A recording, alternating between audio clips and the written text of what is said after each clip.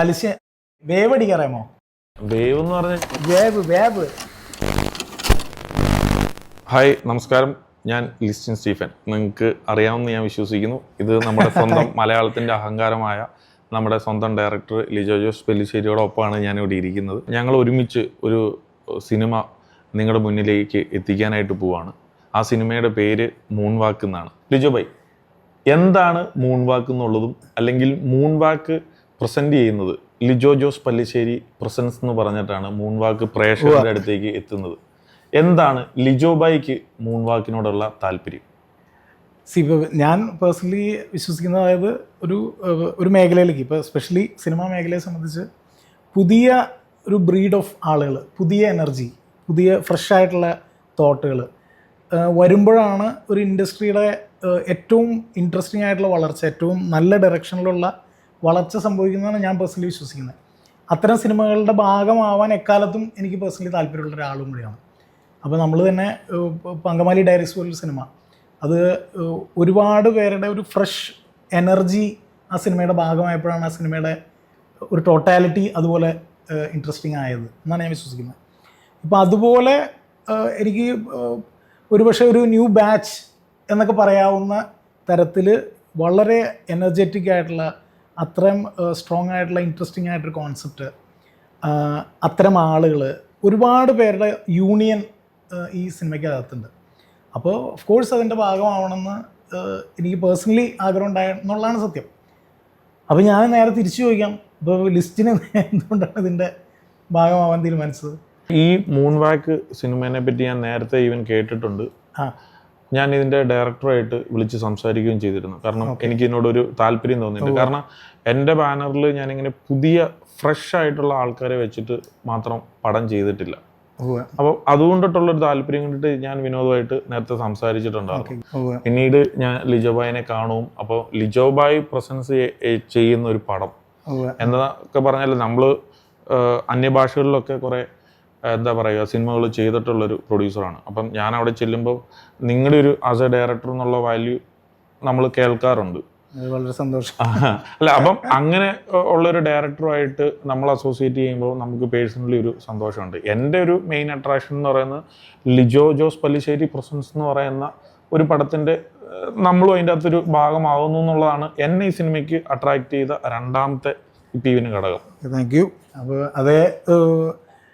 അതേ തരത്തിൽ എനിക്കും ഇത് വിശ്വാസം ഉണ്ടെന്ന് വിചാരിച്ചോളൂ. ലിസ്റ്റിൻ അതിൻ്റെ ഭാഗമാകുമ്പോൾ ഒരു സ്ട്രോങ് എനർജി ഫോഴ്സ് ആണ് സിനിമയ്ക്കകത്തുള്ളതെന്ന് നമ്മൾ സിനിമ കണ്ട നമുക്ക് വ്യക്തമായിട്ട് അറിയാം.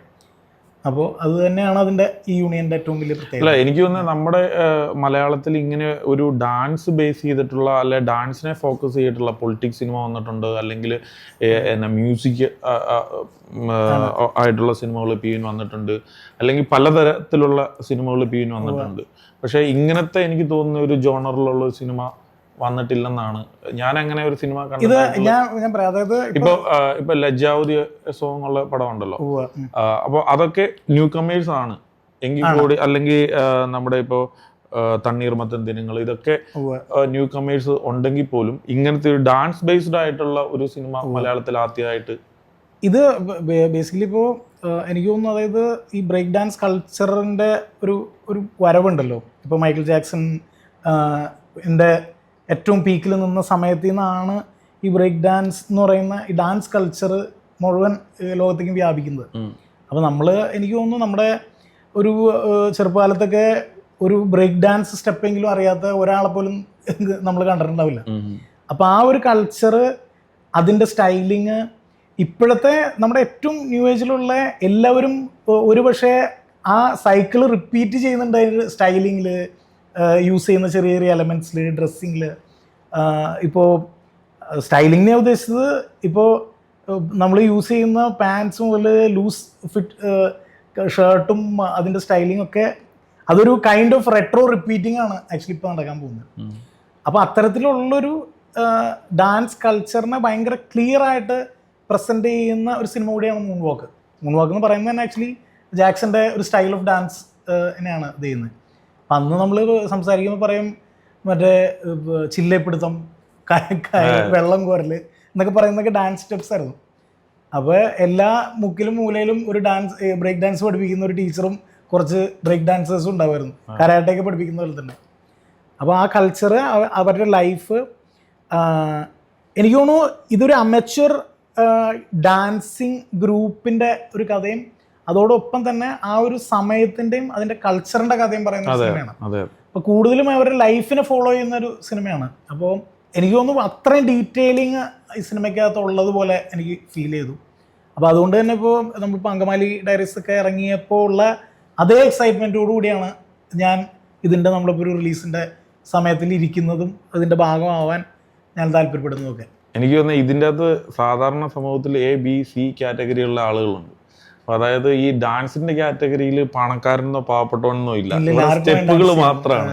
അപ്പോൾ അതായത് എനിക്ക് തോന്നുന്നത് ഇതിൻ്റെ അകത്ത് കുറേ നല്ല ചെറുപ്പക്കാർ, ഇപ്പം അതായത് എന്താണെന്ന് വെച്ചാൽ ഇപ്പോൾ പ്രഭുദേവ, ഇപ്പം എനിക്കൊക്കെ ഡാൻസ് കളിക്കണമെന്നുണ്ടെങ്കിൽ പോലും നമുക്കൊരു ഇപ്പം വഴങ്ങത്തില്ല, ശരീരം വഴക്കത്ര ഇതുണ്ടല്ലോ. അപ്പോൾ ഇങ്ങനെയുള്ള സിനിമകൾ കാണുമ്പോഴോ അല്ലെങ്കിൽ നമ്മളൊക്കെ മാക്സിമം ഞാൻ ഡാൻസ് ഒക്കെ കളിക്കും, നമ്മൾ വല്ലോ കല്യാണ വീട്ടിലൊക്കെ പണ്ട് വല്ലോ ഡ്രിങ്ക്സ് ഒക്കെ വല്ലോ ബീറോ അങ്ങനെയൊക്കെ അടിച്ചിട്ട് നമ്മൾ അതിൻ്റെ ഗ്രൂപ്പിൻ്റെ കൂടെ നിന്നുള്ള, അതെ, അങ്ങനത്തെ ഉള്ള ഡാൻസ് ഒക്കെയാണ് കളിച്ചിട്ടുള്ള ഒരു ഓർമ്മ വരുന്നത്. പക്ഷെ ഇപ്പോൾ അത് കാണുമ്പോഴേ നമുക്കൊരു ഇതോ, പക്ഷെ ഇങ്ങനെയുള്ള സിനിമ ഒരു വൃത്തിയായിട്ട് ഒരു ഡാൻസോട് കൂടിയുള്ള കോമ്പറ്റീഷനും ഡെഫിനറ്റ്ലി ഇപ്പൊ അന്നത്തെ ഇപ്പൊ നമ്മൾ ഗാനമേള ഓർക്കസ്ട്ര ഒക്കെ നടക്കുമ്പോ ഫ്രണ്ടില് കുറച്ച് ചേട്ടന്മാര് ഈ ബ്രേക്ക്, അപ്പോ അതൊരു വലിയ അടയാളപ്പെടുത്തലൂടെയാണ് ഒരു പീരിയഡിനെയും അത് പ്രസന്റ് ജനറേഷൻ എങ്ങനെയാണ് അതിനെ കണക്ട് ചെയ്തിരിക്കുന്നത് ആ കൾച്ചറുമായിട്ട് എന്നൊക്കെയുള്ള ഒരു ഭയങ്കര ഇൻട്രസ്റ്റിംഗ് സ്റ്റഡി പോലെയാണ് സിനിമ എനിക്ക് ഫീൽ ചെയ്തത്. അപ്പം അതുകൊണ്ട് തന്നെ ഏറ്റവും നല്ല രൂപത്തിൽ മൂൺ വാക്ക് ഇവരുടെ മുമ്പിൽ, ആൾക്കാരുടെ മുമ്പിൽ എത്തിക്കാൻ ഉള്ള ആഗ്രഹത്തോടുകൂടിയാണ് നമ്മൾ കണ്ടുകൊണ്ടിരിക്കുന്നത്. അപ്പോൾ ഇതിൻ്റെ ഡയറക്ടർ വിനോദ്, അതിൽ വർക്ക് ചെയ്തിട്ടുള്ള ഏറ്റവും പുതിയ ഒരു ഗ്രൂപ്പ് ഓഫ് ആൾക്കാർ, ഫ്രഷ് ടാലൻസ് എന്ന് തന്നെ പറയണം. അതുകൊണ്ടാണ് ഞാൻ ഒരു after Angamaly diaries the new batch എന്ന് പറയാൻ ആണ് എനിക്ക് ആഗ്രഹം. ഒരു ഫ്രഷ് ന്യൂ ബാച്ച് ഉണ്ട് ഇതിനകത്ത്, ഒരുപാട് പുതിയ ആളുകൾ മാത്രമുള്ള സിനിമയാണ്. അപ്പോൾ അത് തന്നെയാണ് നമ്മുടെ ഏറ്റവും വലിയ സ്പെഷ്യാലിറ്റിയും USPയും ഈ സിനിമയുടെ. അല്ല, അതുപോലെ തന്നെ ലിജോ ഭായ് പറഞ്ഞു നമുക്ക് ഈ സിനിമ അതായത് വെക്കേഷന് തന്നെ വരണം, അല്ലെങ്കിൽ ഒരു മെയ് മാസം തന്നെ നമുക്ക് ഏപ്രിൽ-മെയ് മാസം തന്നെ റിലീസ് ചെയ്യാം എന്ന് അങ്ങനെ പറയാനായിട്ട് അല്ലെങ്കിൽ അങ്ങനെ തോന്നാനായിട്ട് കാര്യം എന്താണ്? കാരണം ഇതൊരു യൂത്തിൻ്റെ സിനിമയാണല്ലോ. ആണ് ഇത്. എനിക്ക് തോന്നുന്നത് ഒരു സമ്മറിലെ ഒരു ആഘോഷം ആ സിനിമയ്ക്കകത്തുണ്ട്. അതിൻ്റെ പാട്ടുകളിലായിക്കോട്ടെ, അതിൻ്റെ ഡാൻസ് മെറ്റീരിയലിലായിക്കോട്ടെ, അവരുടെ ലൈഫിലായിക്കോട്ടെ, അതൊരു ഭയങ്കര വൈബ്രൻറ്റ് ഫ്രഷ് എനർജി പാക്ഡ് ആയിട്ടുള്ളൊരു സിനിമയാണത്. അപ്പോൾ അതുകൊണ്ടാണ് അത് ഒരു ഏപ്രിൽ-മെയ് കാലത്ത് വരേണ്ടതാണെന്നും, കാരണം ആ സമയത്താണ് ആ ഒരു ഫ്രഷ് ഗ്രൂപ്പ് ഓഫ് ആൾക്കാർ, ഇപ്പോൾ 10ാം ക്ലാസ് കഴിഞ്ഞ് ഇറങ്ങുന്ന ആളുകൾ, +2 കഴിഞ്ഞ് കോളേജിലേക്ക് മൂവ് ചെയ്യുന്ന ആൾക്കാർ എന്നൊക്കെ പറയുന്ന പോലെ ഒരു വലിയ സംഘമാണല്ലോ പഠനം കഴിഞ്ഞ് ജോലിയിലേക്ക് മൂവ് ചെയ്യുന്ന ആൾക്കാർ. അപ്പോൾ പല തരത്തിലുള്ള ആൾക്കാരുടെ ഒരു ഇൻ്റർവെൽ സ്പേസ്, ഒരു ബ്രേക്ക് സ്പേസ് ആണ് ഏപ്രിൽ-മെയ് മിക്കപ്പോഴും. അപ്പോൾ ആ സമയത്താണ് ഇത് പുറത്തു വരേണ്ടത്, ഒരു അവധിക്കാലം. അത് തന്നെയാണ് അവധിക്കാലത്ത് ഒരു ആഘോഷം പോലെ.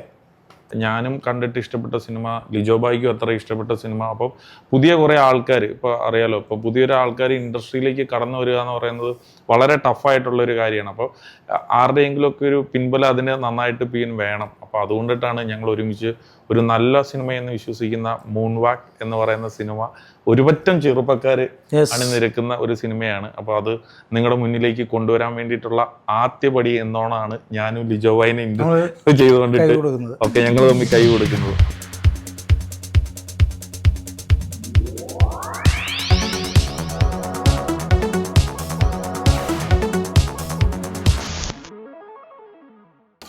അലിസ്യ, അവർക്ക് ആരും ചോദിക്കാൻ പറഞ്ഞു, വേവ് അടിക്കാറാമോ? വേവ് എന്ന് പറഞ്ഞാൽ ഞങ്ങളുടെ നാട്ടിലൊക്കെ മറ്റേ അരിയൊക്കെ വെന്തോന്ന് ചോദിക്കില്ല, അതാ ഞാൻ പറഞ്ഞേ, 2 എണ്ണമൊക്കെ അടിച്ചു കഴിഞ്ഞു കഴിഞ്ഞാൽ വേവ്.